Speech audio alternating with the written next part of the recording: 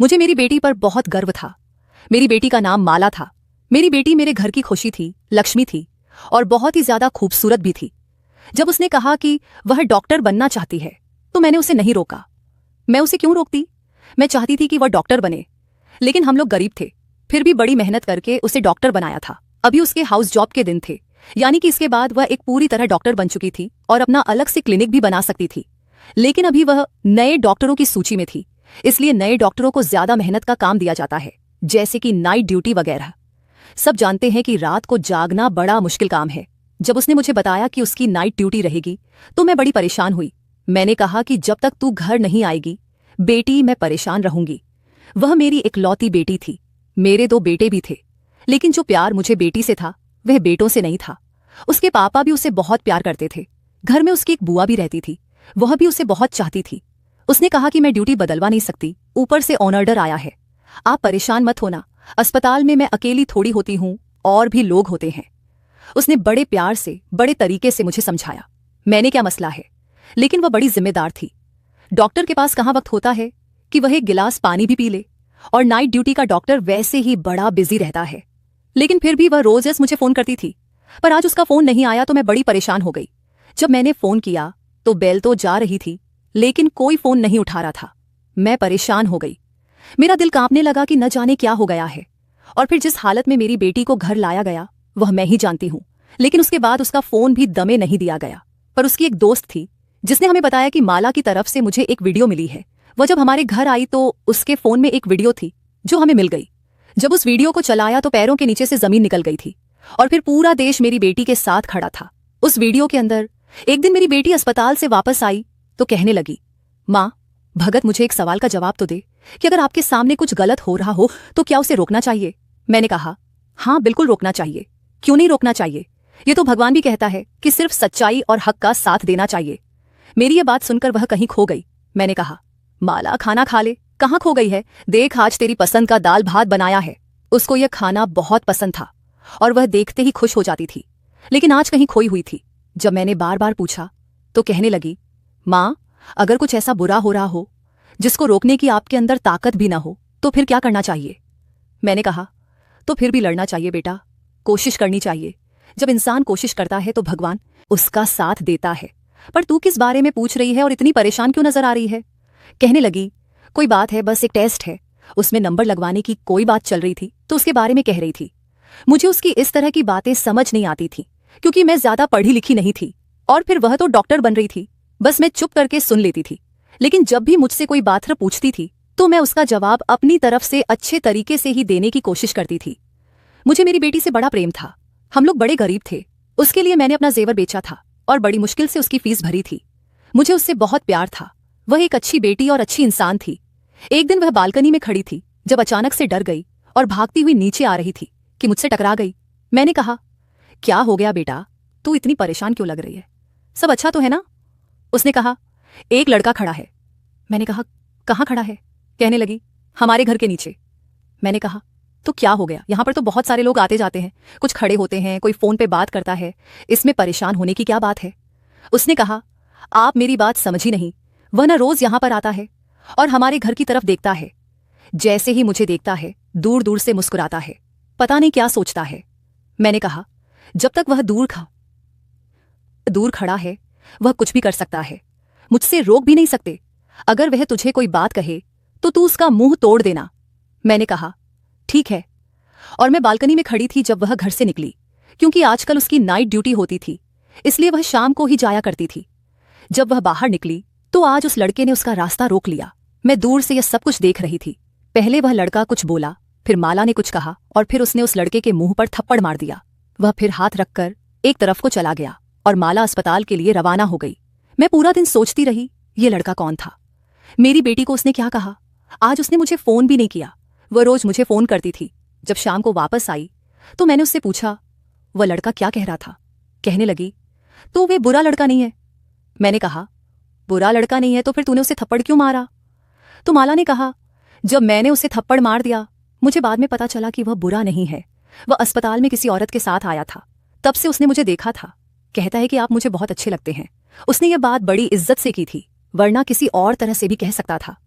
लेकिन उसने तो मुझे गुस्सा आ गया और मैंने उसके मुंह पर थप्पड़ मार दिया। लेकिन जब मैं जा रही थी तो उसने पीछे से ऐसी बात की कि मैं हैरान रह गई। मैंने पूछा, क्या बात की? तो कहने लगी, माँ, उसने कहा था कि चाहे तुम मुझे रोज एक थप्पड़ मारो, मैं फिर भी रोज तुम्हें देखने के लिए यहां आऊंगा, क्योंकि जब तक मैं तुम्हें देखूं नहीं मेरा दिल नहीं गुजरता। ऐसी बात तो कोई वही कर सकता है ना जो आपको सच्चा प्रेम करता हो। मैंने कहा, तू भी कितनी मासूम है, तूने एक पल में यह अंदाजा कैसे लगा लिया कि वह सच्चा प्रेम करता है? जो मर्द होते हैं ना, इनको पता होता है कि औरतें बातों से खुश होती हैं, इनको बड़े बड़े बातें करने आते हैं। अगर इतना ही दम है उसमें तो उसको कह दे कि मेरा घर रिश्ता भेज दे। मैंने कहा कि यह बात बिल्कुल ठीक रहेगी, पर माला कहने लगी कि ऐसे कैसे वह रिश्ता भेज दे, और अगर उसने रिश्ता भेज दिया तो क्या आप मान जाओगी?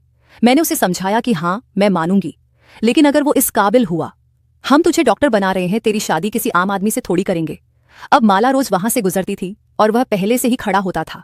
उसे कुछ कहता नहीं था, कुछ बोलता नहीं था, लेकिन वो दोनों एक दूसरे को देखते थे। माला के अंदर मुझे कुछ तब्दीली नजर आने लगी थी। मुझे ऐसा लगता था कि जैसे वह भी उस लड़के को पसंद करने लगी है, क्योंकि जब वह वहां से गुजरती तो उसके चेहरे पर मुस्कान होती थी और आजकल वह काफी तैयार होकर जाती थी। वह जिस अस्पताल में काम करती थी, पहले वहां पर पढ़ाई करती थी, इसलिए कभी तैयार होकर नहीं गई। कहती थी कि स्टूडेंट हूं, स्टूडेंट्स को मेकअप करने की इजाजत नहीं है। और उसके बाद उसकी आदत बन गई, क्योंकि वहां पर ऐसा कोई था नहीं जो उसको जानता नहीं था, तो वह उसके सामने अच्छी दिखना चाहती थी। लेकिन जिसके सामने अच्छी लगना चाहती थी वह घर के सामने ही खड़ा होता था, इसलिए घर से तैयार होकर जाती थी। उस लड़के के बारे में मैंने थोड़ा सा पता करवाया था, क्योंकि वह हमारे घर के सामने खड़ा होता था, तो इतना तो पता होना चाहिए। मैंने अपने छोटे बेटे से पता करवाया था, उसने कहा था कि इसका नाम राम है और ये सामने वाले घर में रहता है। सामने वाले लोग तो बहुत अच्छे थे, पूरे मोहल्ले दाले उनको जानते थे और कहते थे कि अच्छे लोग हैं। और मैंने कहीं यह भी सुना था कि उनका एक ही बेटा है और उसकी माँ को अपने बेटे पर बड़ा गर्व है। लेकिन यह बेटा यहाँ क्या करता रहता था?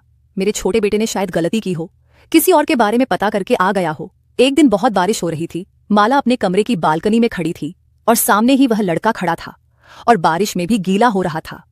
मैं उसके लिए चाय लेकर आई तो मैंने भी यह सब देख लिया। मुझे कहने लगी कि देखो ना, सर्दियों की पहली बारिश है और यह कैसी हरकतें कर रहा है। मैं भी हैरान हुई, लेकिन मैंने अपनी बेटी को कहा कि तू क्यों इतना सोच रही हो, यह तो उसकी अपनी मर्जी है। तुम अपने कमरे में आकर बैठ जा, बाहर मत खड़ी हो, नहीं तो सर्दी लग जाएगी।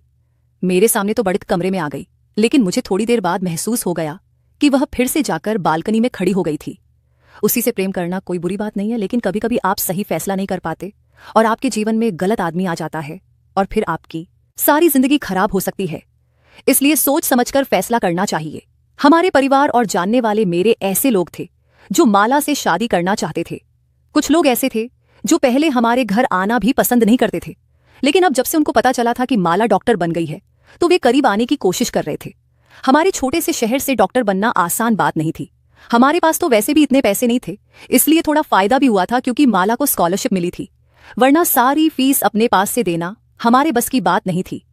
फिर अभी भी हमारे ऊपर बहुत कर्ज था, क्योंकि फीस तो हम दे देते थे, लेकिन फिर घर को चलाना मुश्किल हो जाता था और उसके लिए कर्ज लेने पड़ते थे। ऐसे में माला हम सबके लिए हमारा भविष्य थी, क्योंकि वह डॉक्टर बनकर हम सबकी किस्मत बदलने वाली थी। उसके भाई छोटे थे, बड़े नहीं थे, उसमें ही अपने भाइयों के लिए कुछ करना था। भाई उसके लिए कुछ नहीं कर सकते थे, इसलिए मैं अपनी बेटी को बहुत संभाल कर रखना चाहती थी और यह भी चाहती थी कि उसका जीवन साथी अच्छा इंसान बने, जो उसको हमसे दूर नहीं बल्कि माला से बहुत ज्यादा प्रेम करे। माला बहुत अच्छी इंसान थी, वह किसी का भी दिल जीत सकती थी, लेकिन सामने वाला भी तो इस काबिल होना चाहिए। एक दिन वह मुझे कहने लगी कि माँ, मुझे आपसे बड़ी जरूरी बात करनी है, जो मेरे बारे में है, मेरे भविष्य के बारे में है, मेरे जीवन साथी के बारे में है। मैंने कहा कि हाँ बोल, तुझे क्या बात करनी है। और मुझे समझ आ रहा था कि क्या कहने वाली थी। लगता है राम ने उसके दिल में जगह बना ली थी और मुझे ये कहने वाली थी कि राम के घर वाले रिश्ता लेकर आएंगे तो आप बात कर लेना। लेकिन बताने से पहले उसने मुझे कहा कि माँ, मेरे दिल में हमेशा जो जगह आपकी और पापा की और मेरे भाइयों की है वह किसी की भी नहीं है, और मैंने जो बात करनी है वह यह है। वह बोलने लगी कि उसको अस्पताल से कॉल आ गई। जैसे ही उसको अस्पताल से कॉल आती थी वह सब कुछ छोड़कर पहले कॉल सुनती थी। कहती थी कि हो सकता है कोई इंसान तकलीफ में हो, इसलिए मुझे बुला रहे हो, मुझे देरी नहीं करनी चाहिए। वही बात ठीक है, अस्पताल से कॉल थी। वैसे तो उसकी नाइट ड्यूटी थी, लेकिन वह डे ड्यूटी के लिए भी बुला रहे थे। शायद कोई डॉक्टर छुट्टी पर चली गई थी। मैंने कहा कि तू डे ड्यूटी भी करेगी और नाइट ड्यूटी भी करेगी, थक नहीं जाएगी? तो कहने लगी कि एक ही दिन की तो बात है, नहीं थकूंगी, वापस आकर सो जाऊंगी। आप मेरी पसंद का खाना बनाकर रखना, मैं कल सुबह पहले टाइम वापस आ जाऊंगी। मैंने उसे कहा कि ठीक है, अपना मोबाइल वगैरह साथ ले ले और फोन को चार्ज कर लेना और अच्छे से खाना भी खा लेना। तेरे अस्पताल में खाना तो मिलता ही है ना? तो कहने लगी कि हाँ मिलता है। और घर से जा रही थी तो पता नहीं क्यों मुझे अजीब सा लग रहा था। मैंने उसे पुकारना चाहा लेकिन नहीं पुकारा, क्योंकि कहते हैं कि जब कोई जहा हो तो उसके पीछे से नहीं बुलाते हैं। उसने कहा था कि जो जरूरी बात मुझे करनी है वह मैं आपके साथ ही करूंगी, क्योंकि आराम से चलने वाली बात है। अपने काम पर चली गई और मैं अपने कामों पर लग गई। उसने मुझे दोपहर में एक दफा फोन भी किया और बताया कि सब कुछ ठीक है। फिर उसने मुझे शाम को भी फोन किया और कहा कि बस आज थोड़ा काम ज्यादा है, लेकिन मैंने खाना खा लिया था। आपने खाना खाया तो है ना? मैंने उसको बताया कि हाँ खाना खा लिया है, बस सोने लगी हूँ। मैं जल्दी सो जाती थी क्योंकि मुझे सुबह जल्दी उठना होता था। उसने कहा कि आप सुकून से सो जाओ, वहां सुबह मिलते हैं। मैंने कहा कि ठीक है और मैं सो गई। और मुझे क्या पता था कि इस रात के बाद मुझे कभी सुकून की नींद नहीं आएगी। माला सुबह 9 बजे तक वापस आ जाती थी, क्योंकि उसकी शिफ्ट 8 बजे खत्म होती थी और अस्पताल से यहां आते हुए उसे 1 घंटा लग जाता था। जब मैं उठी तो सुबह के 9:30 हो रहे थे। मुझे लगा कि वह अपने कमरे में आकर सो गई होगी, लेकिन उसे बिना कुछ खिलाए मैं सोने नहीं देती थी, क्योंकि फिर वह शाम तक सोती थी। मैंने उसे कहा था कि आप ही मुझे जगा दें, मैं खाना निकाल कर दे दूंगी। लगता है वह बहुत थकी हुई थी। मैंने प्लेट में खाना निकाला, उसको गर्म किया और अपनी बेटी माला के कमरे की तरफ चल पड़ी। लेकिन जब अंदर गई और लाइट ऑन की तो हैरान रह गई, वो तो यहां पर थी नहीं और कमरा तो बिल्कुल साफ सुथरा पड़ा था। मैं समझ गई कि लगता है उसे आने में देरी हो गई। मैं बाहर गई तो आज वह लड़का भी नहीं खड़ा था। मैं हैरान हुई, क्या आज वह पीछे क्यों नहीं है? इस समय खड़ा होता है, क्योंकि उसको भी पता होता है कि माला वापस आती होगी। आज क्यों नहीं खड़ा? कहीं बीमार तो नहीं होगा? मैं तो माँ हूं ना, माँ के दिमाग में तो ऐसी ही बातें आती हैं कि माला मर तो नहीं गई, कुछ और तो नहीं गया है। मुझे पूरा यकीन था कि माला उसी के बारे में बात करने वाली थी और मैं अभी से ही सोच रही थी कि वह लोग रिश्ता लेकर आ गए तो क्या मुझे रिश्ता कर देना चाहिए या नहीं। 2 घंटे गुजर गए, माला नहीं आई तो मैंने उसका नंबर मिलाया। घंटी जाने लगी और मैं इंतजार करने लगी कि कब फोन कनेक्ट हो और मैं उससे बात करूं, लेकिन वह फोन नहीं उठा रही थी। मुझे लगा शायद वह व्यस्त होगी और मैं यह भी सोच रही थी कि अस्पताल में कितने बुरे हालात होंगे। डबल शिफ्ट करवाते हैं और जब शिफ्ट का समय खत्म हो जाता है तब भी उसे वापस नहीं आने देते। कम से कम अब तो उसे वापस भेज देना चाहिए। वह मुझे इस अस्पताल के बारे में बताती रहती थी। वह कहती थी कि यहाँ कुछ भी ठीक नहीं है। हर कोई अपना काम बेईमानी से करता है, कोई भी काम अच्छे तरीके से नहीं करता, चाहे वह सफाई वाला हो या कोई डॉक्टर। सबको पैसों की पड़ी है और कोई न कोई अपने काम में ढील कर ही देता है। मैं उसे कहती थी कि तुम अपना काम अच्छे से किया करो, बाकी सबको भगवान को अपना मुंह दिखाना है और तुम्हें अपना। पर वह कहती थी हाँ, लेकिन उनकी वजह से मेरे काम पर ही असर पड़ता है। मैंने फिर से फोन किया, घंटी जा रही थी लेकिन वह फोन नहीं उठा रही थी और आज तक ऐसा नहीं हुआ था। अब मैंने उसकी दोस्त का नंबर मिलाया, वह भी फोन नहीं उठा रही थी। मैं हैरान थी, अब इसके अलावा मेरे पास और कोई नंबर नहीं था, मैं किसको फोन करती। फिर उसकी दोस्त ने फोन उठा लिया। मैंने कहा बेटा माला कहाँ है, वह फोन नहीं उठा रही है। तो उसने कहा कि हम भी उसे ही तलाश कर रहे हैं। यह बात सुनकर मैं हैरान रह गई। क्या मतलब तलाश कर रहे हो? क्यों, क्या वह कहीं गायब हो गई है? मुझे लगा कि यह लड़की मजाक कर रही है, लेकिन उसे ऐसा मजाक नहीं करना चाहिए था। उसने कहा मैं आपको थोड़ी देर बाद फोन करती हूँ, असल में माला कहीं मिल नहीं रही है। मुझे लगा कि अस्पताल बहुत बड़ा है, शायद वह कहीं व्यस्त होगी, मिल जाएगी, आप परेशान नहीं हो। मैंने कहा अच्छा, अस्पताल तो बहुत बड़ा था, एक दिन में आप पूरा अस्पताल देख भी नहीं सकते थे, क्योंकि साथ ही कॉलेज भी था। मैंने उसे कहा मैं थोड़ी देर बाद फोन करती हूँ। वह बोली ठीक है आंटी। मुझे उसकी आवाज में परेशानी महसूस हुई, पता नहीं बात क्या थी। मैंने थोड़ी देर के बाद फिर फोन किया और कहा माला से बात करवा दो। तो उसने कहा आंटी बात ऐसी है कि वह मुझे अभी तक मिली नहीं है। और अभी वह यह बात कह ही रही थी कि अचानक से उसके मुंह से चीख निकल गई। हाय, क्या हो गया? उसने मुझे कहा आप जल्दी यहां आ जाए। ये सुनकर मैं हैरान रह गई।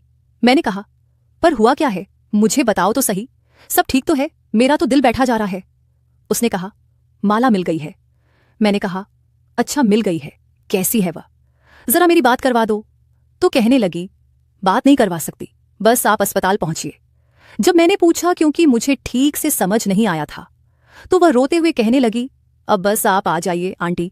मैं अभी सोच रही थी कि अगर यह लड़की मजाक कर रही है तो मैं उसे कभी माफ नहीं करूंगी। मेरे दोनों बेटे घर पर नहीं थे।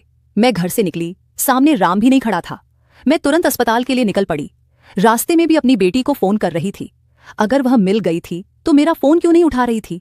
क्योंकि बेल तो जा रही थी, ऐसा तो नहीं था कि उसका फोन बंद हो गया था, फिर फोन क्यों नहीं उठा रही थी? मैं अस्पताल पहुंची तो वहां पर अजीब सा माहौल लग रहा था।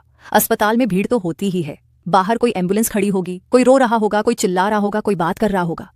यह सब कुछ तो सामान्य था, लेकिन मुझे देखकर लोग अजीब नजरों से देख रहे थे, इधर उधर देख रहे थे, जैसे मेरे से कोई बात छुपाई जा रही है, जैसे कोई ऐसी बात है जो इन्हें सबको पता है लेकिन मुझे नहीं पता है। मैं परेशान तो थी, पर मैं कभी कभी यहां आती थी। उसने मुझे तकरीबन अपनी सारी दोस्तों से और टीचर से और सीनियर डॉक्टर से भी मिलवाया था। मैं रिसेप्शन पर गई और मैंने कहा, तुम्हारा इस टाइम कहाँ होगी डॉक्टर माला? तो उसने कहा, आप दूसरी मंजिल पर चली जाएं, आपको पता चल जाएगा। ये बात भी अजीब सी थी। दूसरी मंजिल पर चली गई तो सामने ही उसकी दोस्त खड़ी थी और बहुत सारे लोग खड़े थे। अजीब सा शो डाला हुआ था, पांव रखने की जगह नहीं थी।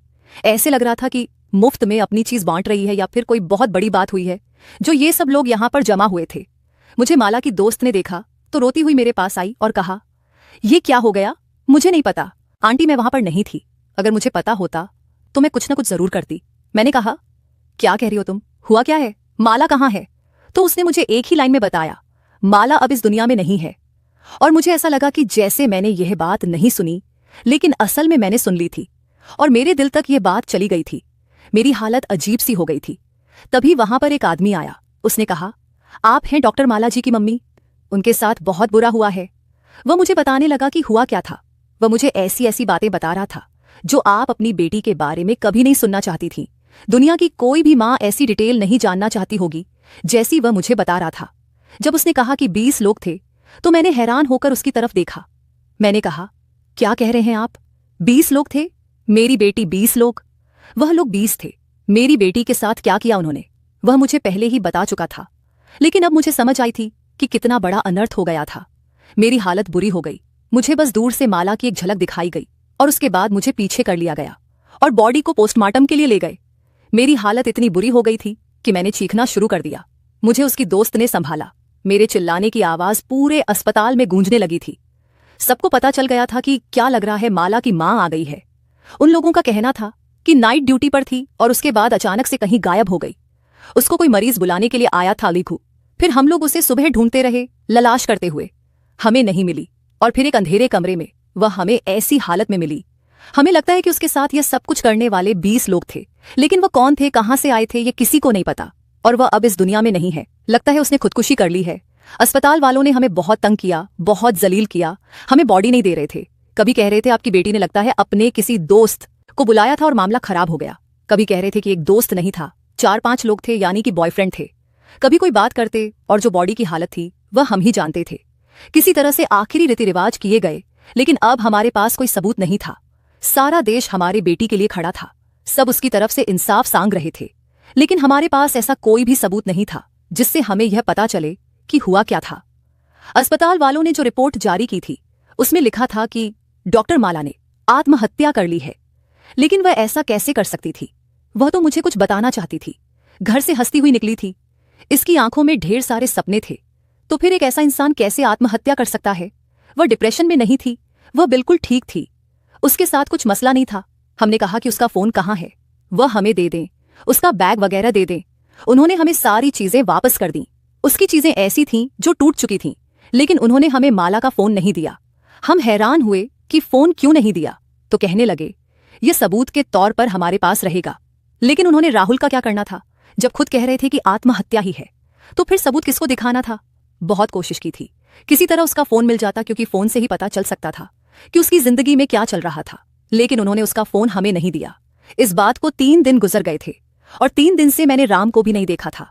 क्या उसको पता नहीं था कि माला के साथ क्या हुआ था? वह तो इस दुनिया से भी चली गई थी। यह बात तो सारे देश में फैल चुकी थी, तो फिर उसको क्यों नहीं पता था? लगता है वह डर गया था और अपने कमरे में बैठा था। बाहर नहीं निकलना चाहता था कि उसे भी पूछताछ न हो जाए, क्योंकि पता नहीं कितनी दफा यहां पुलिस आई थी। मेरी जो हालत थी मैं नहीं जानती हूं। एक तो मेरी जवान बेटी, जिसको मैंने मुश्किल से डॉक्टर बनाया, इस दुनिया से चली गई है, और यह जानती हूं कि वह कैसे गई। मुझे रातों को नींद ही नहीं आती थी। मैं पूरी पूरी रात रोती रहती थी। सब लोग इंसाफ मांग रहे थे, लेकिन जो मेरे साथ हुआ था वह कभी ठीक नहीं हो सकता। मेरी बेटी तो कभी वापस नहीं आ सकती। हमारे घर की लक्ष्मी, मेरी बेटी, इस दुनिया से चली गई। अब उसे कभी वापस नहीं आना था। इंसाफ मिलता तो किसको मिलता? एक माँ के लिए हिसाब क्या हो सकता है? क्या मुझे मेरी बेटी को ही वापस लाकर दे सकता था? 1 हफ्ता गुजर गया तो माला की दोस्त अचानक हमारे घर आई और उसने कहा कि मुझे माला की तरफ से एक वीडियो मिली है मिली है। उसने कहा कि शायद माला ने उसी वक्त यह वीडियो भेजी थी, लेकिन मैंने भी नहीं देखी थी। मैं बहुत व्यस्त हो गई थी और डर भी गई थी, क्योंकि मुझे धमकाया गया था और कहा गया था कि अगर कुछ कहा तो अंजाम अच्छा नहीं होगा। उसने बताया, मेरे पास माला की आखिरी वीडियो है, इसके अलावा हमारे पास उसकी कोई याद नहीं है। वीडियो 45 मिनट लंबी है, मैंने अब तक देखी नहीं है, लेकिन मैंने सोचा कि आपको बताना जरूरी है। हमने तुरंत वीडियो को टीवी के साथ कनेक्ट किया ताकि सभी लोग देख सकें। सभी माला को देखना चाहते थे, लेकिन जब वीडियो देखी तो हम हैरान रह गए। ऐसा लग रहा था जैसे यह वीडियो उस पल की है जब वह सब लोग वहां से चले गए थे। माला की कसम खाकर कह रही थी कि वह जिंदा थी और उसने यह वीडियो बनाकर अपने दोस्त को भेज दी थी। शायद उसने इसे अपने अकाउंट से डिलीट कर दिया था, इसलिए उन लोगों ने अब तक हमसे नहीं पूछा कि क्या आपको कोई वीडियो मिली है या नहीं। उसकी हालत बहुत बुरी थी, उसके चेहरे से साफ झलक रहा था कि वह दर्द में थी। वह कह रही थी कि अस्पताल वाले कुछ बहुत बुरा कर रहे हैं, मुझे सब पता चल गया है, इसलिए उन्होंने मेरे साथ यह सब किया ताकि मुझे चुप कराया जा सके। मरीजों के साथ अच्छा नहीं हो रहा है, बहुत से बुरे काम हो रहे हैं अस्पताल में। थोड़ी और जानकारी देने के बाद उसने कहा, माँ मुझे माफ कर देना और रात से भी कहना कि मुझे माफ कर दे। मैंने उससे शादी करने का वादा किया था और मैं तुमसे यही बात करने वाली थी, लेकिन अब मैं जिंदा नहीं बच सकूंगी, कोई मुझे नहीं बचा सकेगा। वह अपने भाइयों के नाम लेने लगी। परेशान नहीं होना और तुम लोग मेरा बहुत ख्याल रखना। आखिरी में उसने कहा, मैं तुम सबसे बहुत ज्यादा प्यार करती हूँ, तुम सब मेरे लिए बहुत खास हो। जहां भी रहूंगी तुम सबको याद करती रहूंगी, मेरे लिए उदास मत होना। यह वीडियो देखकर मेरा दिल बहुत दुखी हुआ। माला की दोस्त कह रही थी, इस वीडियो का कुछ न कुछ करके हम इंसाफ दिला सकते हैं। मैं फिर से इतने बड़े दुहक में चली गई थी। एक हफ्ते बाद हमें पता चला कि राम ने आत्महत्या कर ली थी। जब उसे पता चला कि माला के साथ इतना बुरा हुआ और अब वह इस दुनिया में नहीं है, तो उसने भी जहर खा लिया। उसने अपने आप को खत्म कर लिया। यह खबर सुनकर हमें और भी ज्यादा बुरा लगा। राम अपने माता पिता का इकलौता बेटा था, इसका मतलब कि वह माला से बहुत प्यार करता था। जब उसे पता चला कि माला इस दुनिया में नहीं है, तो उसने भी आत्महत्या कर ली। अब इस बात को 1 महीना होने वाला है, लेकिन असली मुजरिमों तक कोई भी नहीं पहुंच पाया है। सब लोग अपनी अपनी बातें कर रहे हैं, अपनी अपनी कहानियां सुना रहे हैं। मेरे पास बहुत से लोग आए हैं, मुझे तसल्ली दी है, कहा है कि सब ठीक हो जाएगा, लेकिन मुझे कुछ भी ठीक नहीं हो रहा है। आप लोग ही बताएं कि अब क्या करें। दिन पर दिन गुजरते जा रहे हैं और वह लोग जो इस सब के लिए जिम्मेदार हैं अभी तक पकड़े भी नहीं गए। आपको क्या लगता है कि माला को इंसाफ मिल जाएगा? दोस्तों, वीडियो कैसा लगा कमेंट करके जरूर बताएं। वीडियो को लाइक और चैनल को सब्सक्राइब जरूर करें।